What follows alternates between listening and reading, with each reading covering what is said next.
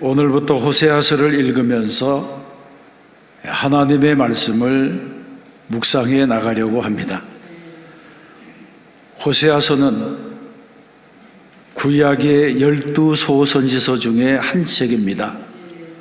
소선지서라고 하는 말은 그들의 활동이 적었다고 하는 것이 아니라 기록된 책의 분량이 적었다고 하는 의미입니다.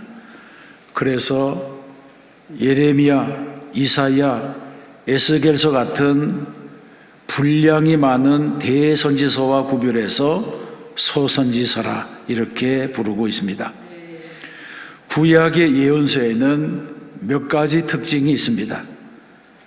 구약의 예언서에는 하나님께서 범죄한 이스라엘을 치실 때에 열국을 들어 사용하셨는데 아람, 애굽, 아수르, 바벨론, 모압과 같은 나라들을 징계의 막대기로 사용하셨습니다.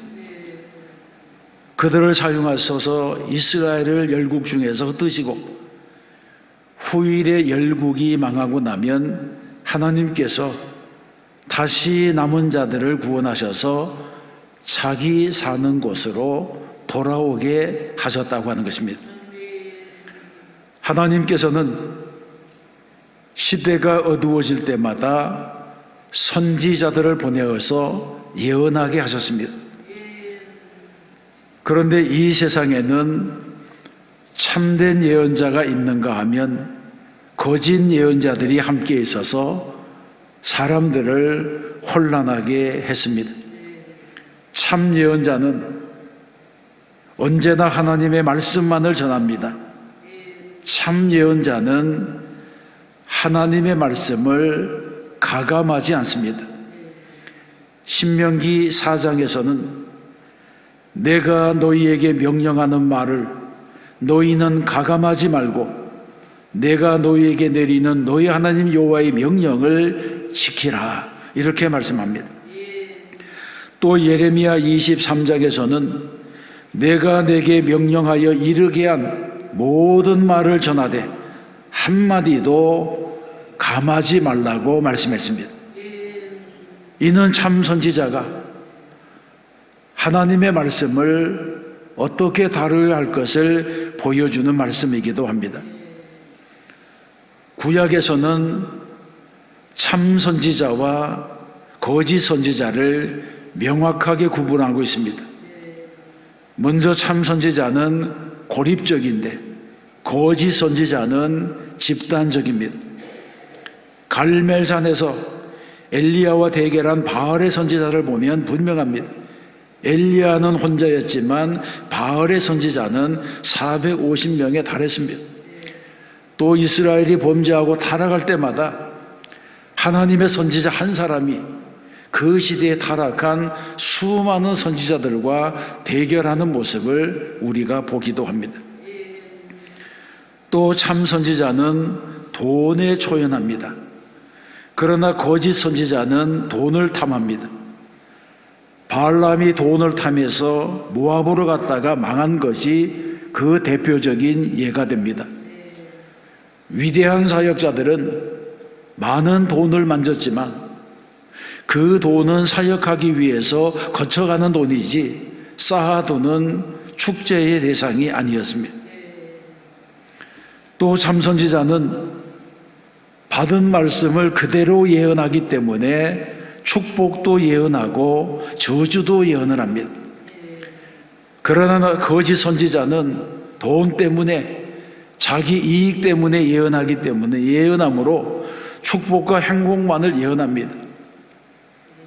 우리는 설교를 통해서 책망하는 말씀을 듣게 될 때, 마음의 찔림을 받게 될 때에 그 속에 진짜 하나님의 뜻이 담겨 있다고 하는 이런 사실을 깨달아야 합니다. 그리고 중요한 것은 참 선지자의 예언은 반드시 성취되지만 거짓 선지자의 예언은 이루어지지 않습니다. 역사적으로 볼 때에도 참 선지자는 인격적이고 그 생활이 윤리적이고 도덕적이며 언제나 하나님만을 나타내고 자기 자신도 엄격하게 비판하는 모습을 보였습니다. 그래서 언제나 선포하는 메시지에 능력이 있었던 것입니다. 그러면 호세아는 어떤 선지자였습니까? 호세아는 주전 8세기 여로보암 2세 당시의 선지자로 북왕국 이스라엘에서 활동을 한 예언자입니다. 호세아의 이름의 뜻은 구원입니다. 호세아는 여호수아, 예수와 같은 이름입니다. 당시 북이스라엘은 경제적으로 부흥이 되었고 여로보암 2세가 41년간 통치하면서 국가적으로 안정이 되었지만 종교는 극도로 타락해서 하나님을 섬기는 일에 바알의 종교의식이 들어올 정도로 예배가 타락했습니다. 종교가 타락하면 필연적으로 뒤따르는 것은 윤리와 도덕의 타락으로 사람들이 제멋대로 사는 방종에 이르게 됩니다. 바로 이러한 때에 호세아가 예언을 시작한 것입니다. 호세아는 이스라엘의 타락과 시대적인 죄악을 고발하고 그들의 배신의 결과 임할 하나님의 심판을 경고했습니다. 그리고 이스라엘의 배신에도 불구하고 끝없이 사랑으로 감싸주시는 하나님의 사랑에 대해서도 말씀했습니다. 우리가 아는 대로 호세아서는 선지자 호세아와 그의 타락한 아내 고멜과의 관계를 통해서 조건 없이 사랑하시는 하나님, 그리고 끝없이 반역하는 이스라엘의 모습을 대비하고 있습니다. 그러면 호세아는 무엇을 말씀하고 있습니까? 호세아서는 타락한 고멜의 죄악성을 고발하는 것이 목적이 아니라 타락한 이스라엘의 죄악을 정죄하는 것이 목적이 아니라 오히려 역설적으로 그럼에도 불구하고 용서하시는 하나님, 그럼에도 불구하고 사랑하시는 하나님에 대해서 말씀하고 있습니다. 그래서 호세아서의 주제는 심판과 징계가 아니라 용서하시는 하나님, 사랑의 하나님이 바로 그 주제가 되고 있습니다. 여러분, 하나님은 어떤 분이십니까? 성경에서는 하나님에 대해서 곳곳에서 증거하고 있습니다. 시편 103편에서는 하나님의 사랑을 이렇게 표현했습니다. 동이 서에서 먼 것 같이 우리의 죄가를 우리에게서 멀리 옮기셨으며 아버지가 자식을 긍휼히 여긴 같이 여호와께서는 자기를 경외하는 자를 긍휼히 여기시나니 이는 그가 우리의 체질을 아시며 우리가 단지 먼지일 뿐을 기억하심이로다, 이렇게 말씀합니다. 시편에서는 긍휼이 풍성하신 아버지와 같으신 하나님, 죄를 지었더라도 완전히 버리지 아니하시는 하나님, 우리의 연약한 체질을 아시는 하나님, 우리가 진토이심을 기억하시는 하나님이라고 말씀하고 있습니다. 또 시편 32편에서는 내가 이르기를 내 허물을 여호와께 자복하리라 하고 주께 내 죄를 아뢰고 내 죄악을 숨기지 아니하였더니 고 주께서 내 죄악을 사하셨나이다, 이렇게 말씀했습니다. 또 히브리서 8장에서는 내가 그들의 불의를 긍휼히 여기고 그들의 죄를 다시 기억하지 아니하리라고 말씀합니다. 이 모든 말씀은 무엇을 말해주고 있는 것입니까? 하나님은 사랑이 풍성하신 분이시고 하나님은 죄가 있을지라도 돌이키는 자는 용서해 주시는 분이시고 하나님은 하나님의 자녀를 잊지 아니하시고 구원하시는 분이라고 하는 것입니다. 이런 사랑과 용서를 선포하는 것이 바로 호세아서가 가지고 있는 진정한 목적이 되고 가치가 된다고 할 수 있습니다. 그러면 호세아가 예언을 시작할 때에 북이스라엘의 형편은 어떠했습니까? 먼저 북이스라엘은 지도자들이 우상 숭배에 빠졌습니다. 당시 지도자들이 섬긴 대표적인 우상은 바알이었습니다. 바알은 가나안 땅의 토착신이었고 농경신이었습니다. 가나안 사람들은 바알이 풍년을 가져다 준다고 믿었습니다. 그래서 이스라엘 백성들이 가나안 땅에 들어와서 당한 첫 번째 유혹은 풍요에 대한 유혹이었습니다. 어떻게 정착 생활에 성공할 수가 있느냐? 어떻게 농경 생활에 잘 적응할 수가 있느냐? 어떻게 농사를 잘 지어서 수확할 수가 있느냐? 이것이 바로 숙제였습니다.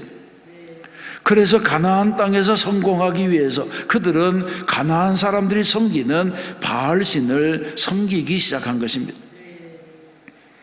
그러므로 바알은 우리에게서 먼 곳에 있는 것이 아닙니다. 만일 하나님보다 더 의지하는 것이 있다면 그것이 곧 바알이 됩니다.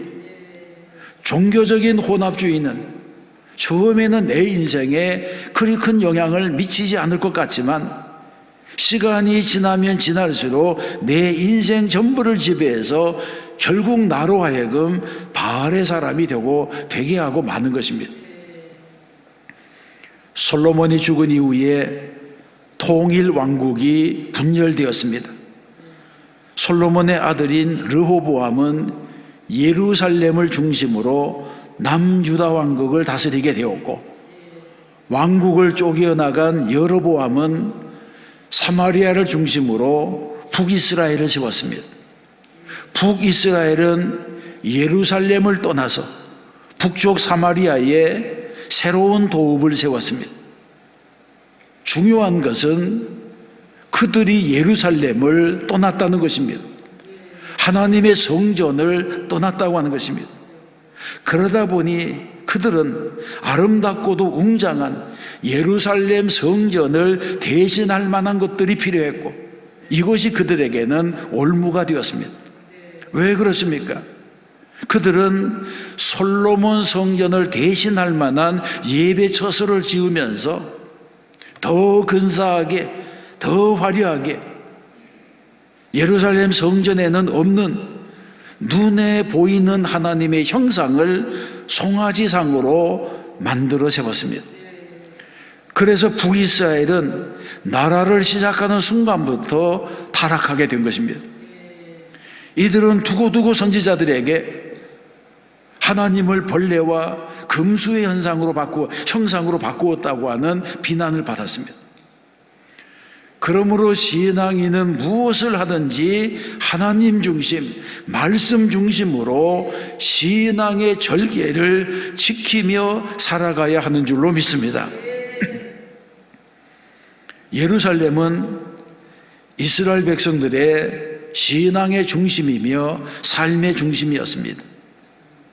하나님께서는 솔로몬이 성전을 지었을 때에 예루살렘을 택하여 내 이름을 거기 두고 또 다윗을 택하여 내 백성 이스라엘을 다스리게 하였노라, 그렇게 말씀합니다.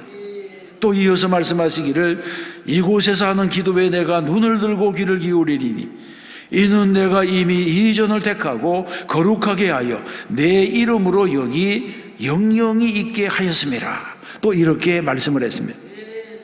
하나님께서는 성전에서 드리는 예배를 받으시겠다고 말씀했습니다.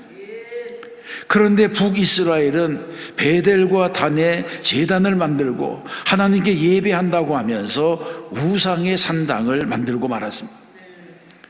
그 결과 잘못된 결과가 바로 오늘 호세아서의 기록입니다.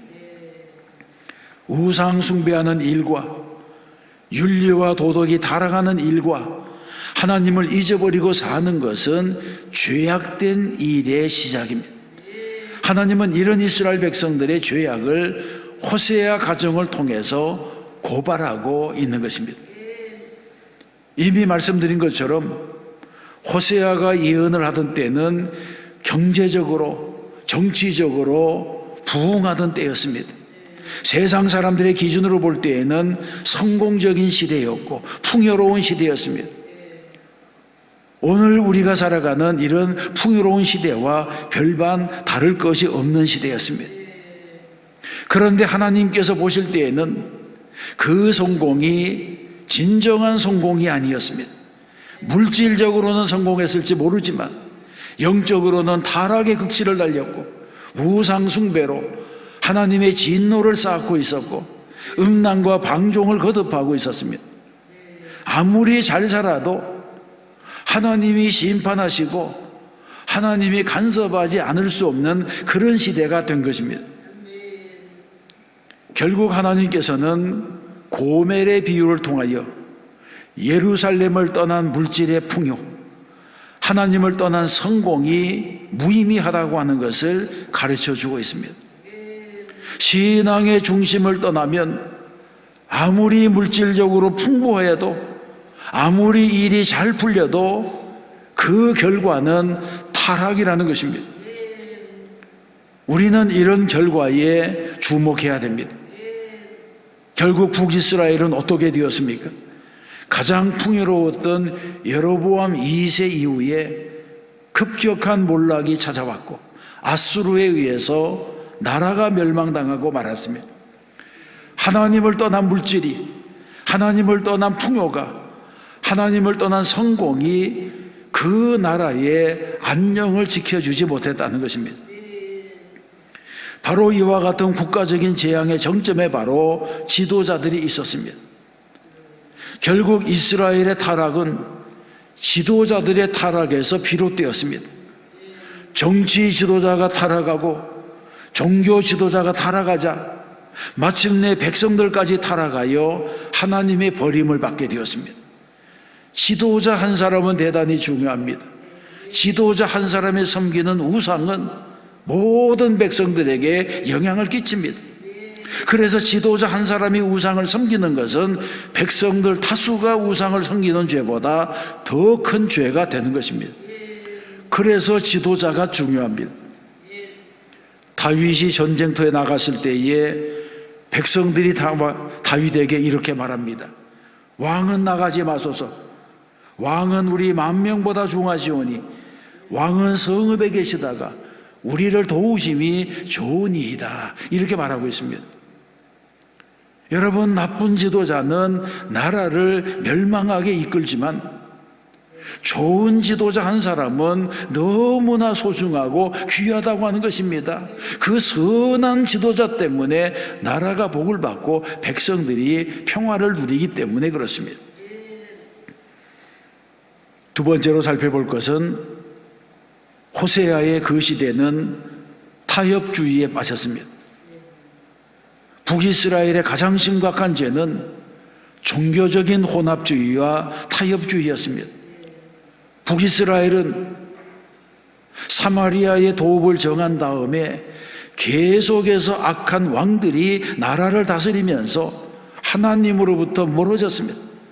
또 그들은 가나안의 타락한 문화와 타협하기도 하고 이교도들과 종교적인 공존을 모색하고 하나님과 바알 사이에서 머뭇거리는 삶을 살았습니다.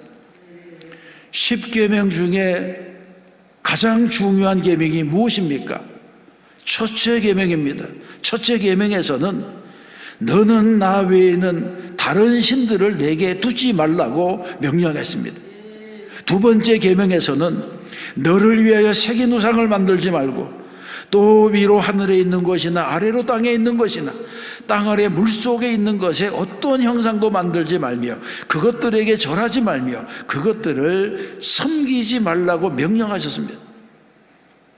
그리고 이어지는 말씀에서 나 내 하나님 여호와는 질투하는 하나님이시라 이렇게 또 말씀하고 있습니다. 이 말씀은 무엇을 말해주는 것입니까? 하나님께서는 다른 신을 섬기는 것을 싫어하시고 다른 신과 겸하여 섬기는 것도 싫어하시고 다른 신과 하나님을 나란히 두는 것도 싫어하신다고 하는 말씀입니다. 그래서 하나님께서는 시내산에서 모세에게 이 계명을 주셨고 광야 40년을 마치는 순간 모세가 다시 백성들 앞에서 이 말씀을 내어놓고 재계약을 맺고 가나안 정복 전쟁이 끝나고 나서는 여호수아가 세상을 떠날 때 다시 백성들과 재계약을 맺게 한 것입니다. 너희는 자자손손대대로 오직 하나님만을 섬겨야 한다. 이것이 바로 하나님의 명령이고 하나님의 요청이었습니다. 그런데 북이스라엘은 그들의 조상들이 광야에서 금송아지를 만들었던 것 같이 베델과 단에 송아지상을 만들었습니다. 그래서 선지자들에게서 너희가 어느 때까지 둘 사이에서 머뭇머뭇하리느냐, 여호와가 만일 하나님이면 그를 따르고 바알이 만일 하나님이면 그를 따를지니라, 이런 책망을 들었습니다. 요한계시록 3장에서도 이런 사람들을 위한 경고의 말씀이 있습니다. 내가 차지도 아니하고 뜨겁지도 아니하도다. 내가 차든지 뜨겁든지 하기를 원하노라. 아멘. 하나님께서는 성도들에게 성도는 하나님의 편에 서든지 바알의 편에 서든지, 성도는 믿음으로 살든지 본능에 따라 살든지 둘 중에 하나를 선택하라고 하십니다. 미지근한 신앙, 차지도 않고 덥지도 않은 신앙은 적당주의, 편의주의적인 신앙입니다. 이런 사람은 세상에 나가서는 세상처럼 살고, 교회에 들어와서는 믿음이 좋은 사람처럼 살기도 합니다. 마치 카멜레온처럼 주변 환경에 자신의 색깔을 맞추며 살아갑니다. 그러다가 결정적인 순간에 세상으로 나가고 본능으로 나가고 육신에 빠져버리고 맙니다. 그래서 성경에서는 하나님과 우상을 겸하여 섬기는 사람을 마치 고멜과도 같은 음녀라고 비유하고 있는 것입니다. 호세아서가 계속 강조하는 것이 무엇입니까? 하나님 한 분만 바로 섬길 때에 참 행복이 있고 축복이 있다는 것입니다. 이런 사실을 호세아서에서는 호세아 선지자와 고멜의 관계를 통해서 말씀합니다. 여러 남편을 사랑하지 말라는 것입니다. 이스라엘 백성들에게 말씀합니다. 바알은 내 신랑이 아니다. 바알은 너의 주인이 아니다. 내가 섬길 분은 오직 하나님이시다. 너희의 주인은 유일하신 하나님, 천지 만물을 창조하신 전지전능하신 하나님이시다. 이 사실을 강조하고 있습니다. 그래서 세상에서 진리와 비진리가 싸울 때에 타협하지 말고 양보하지 말고 세상 풍조를 따라 살지 말라고 하는 것입니다. 세 번째로 살펴볼 것은 북이스라엘이 도덕적으로 타락했다는 것입니다. 정치와 종교가 타락하게 되면 같이 따라서 타락하는 것이 바로 도덕과 윤리입니다. 그러면 하나님께서는 왜 그 시대 사람들에게 고멜과 같은 예를 보여주시면서 경고하신 것입니까? 그것은 고멜의 타락이 보여주는 이 교훈이 그 시대 사람에게는 가장 생생하게 잘 이해할 수 있는 모델이 되었기 때문입니다. 호세아의 중심 주제는 이렇습니다. 하나님께서 호세아에게 장가를 들라고 했습니다. 호세아가 어떤 아내를 맞이해야 할까요? 그렇게 묻자 하나님께서는 고멜이라고 하는 여자에게 가라고 했습니다. 그런데 이 고멜은 바람기가 있는 여자였습니다. 고멜은 이스라엘의 그림자였습니다. 하나님은 음란한 아내 고멜을 통하여 타락한 이스라엘의 현재 모습을 보여주신 것입니다. 호세아서에서는 타락한 고멜이 계속해서 죄를 짓습니다. 그런데 호세아는 고멜이 자신을 떠나서 결혼의 순결을 더럽혔음에도 불구하고 포기하지 않습니다. 갈등과 고민을 거듭하다가도 결국에는 고멜을 용서하고 다시 찾아오는 일을 되풀이합니다. 그는 이와 같은 용서를 통해서 하나님께서는 죄인인 이스라엘을 버리지 아니하신다는 것입니다. 죄인인 이스라엘을 어떻게 사랑하고 용서하시는지를 몸소 보여주고 있습니다. 이 호세아서의 교훈은 이스라엘에게만 주신 것이 아닙니다. 하나님께서는 택하신 자녀들이 타락할 때마다 얼마나 갈등하시고 고민을 하시는지, 그러면서도 얼마나 끝까지 참으시면서 용서하시는지를 보여주고 있습니다. 그래서 이 말씀은 오늘을 사는 우리들에게도 동일한 교훈을 주는 것입니다. 하나님께서는 하나님의 소유가 되었음에도 불구하고 다시 종이 되고자 하는 이스라엘에게, 하나님을 떠나서 이방신을 섬기며 타락했던 이스라엘에게 음란한 고매를 찾아 나서는 호세아의 마음으로 다가가셨습니다. 이것이 바로 호세아서가 주고 있는 핵심적인 교훈입니다. 사랑하는 성도 여러분, 호세아서는 빗나간 시대에 살았던 사람에게 주시는 하나님의 말씀입니다. 오늘도 우리가 하나님께로부터 벗어난 삶을 살면 이 말씀으로 깨달음을 주실 것입니다. 호세아서는 무엇을 말씀합니까? 내가 무슨 짓을 하고 있든지, 내가 어떻게 망가지고 있든지, 그래도 너는 나의 것이라 다시 기회를 주시는 하나님의 모습입니다. 야곱에게 주신 말씀이 곧 우리에게 주신 말씀과도 같습니다. 이사야 43장에 보게 되면 야곱아, 너를 창조하신 여호와께서 지금 말씀하시느니라. 이스라엘아, 너를 지으신 이가 말씀하시느니라. 너는 두려워하지 말라. 내가 너를 구속하였고 내가 너를 지명하여 불렀나니 너는 내 것이라. 아멘.